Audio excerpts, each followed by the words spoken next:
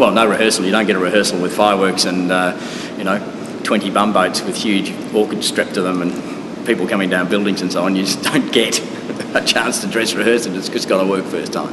It's a bit like the Olympics opening, it's that sort of thing.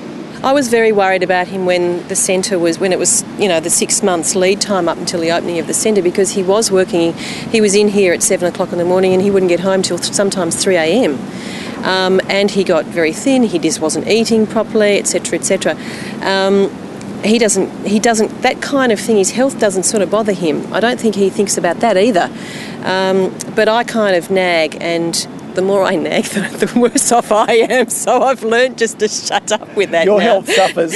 My health suffers. I'm the one that gets stressed. So where were you when all that was happening? Were you sort of tearing your hair out somewhere or hiding? Or Actually, interestingly enough, I was due to be out there having a look at the harbour show.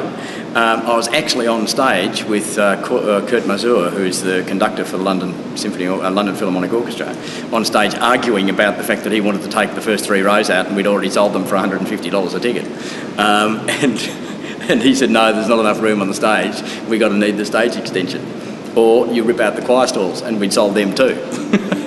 He seems to me to be very addicted to his job. That's an understatement. Yeah, he is. I mean, to his credit, he's a workaholic. But is that to his credit? Is that a good thing? Well, it is to him because it's what makes him tick. He just forgets about everything else. I mean, he forgets about time. I mean, if he's sitting at his desk, whereas for me, if I was sitting at my desk and I'd be looking at my watch and I'd be going, God, it's 8 o'clock and I'm still in the office. Oh, I've got to get out of here. I've got to shut down. He won't even look at his watch because the time will just go by and he'll be oblivious to that. He'll be so busy working and completing all of the tasks that he set himself to do that day, and he won't go until he's finished them.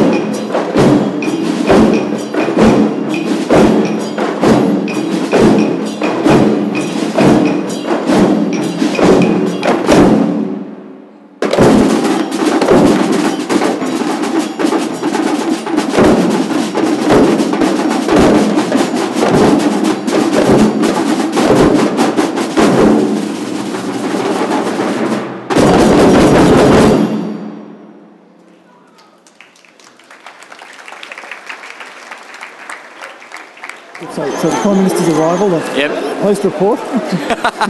Short and sharp and sweet. That's all I've got to say.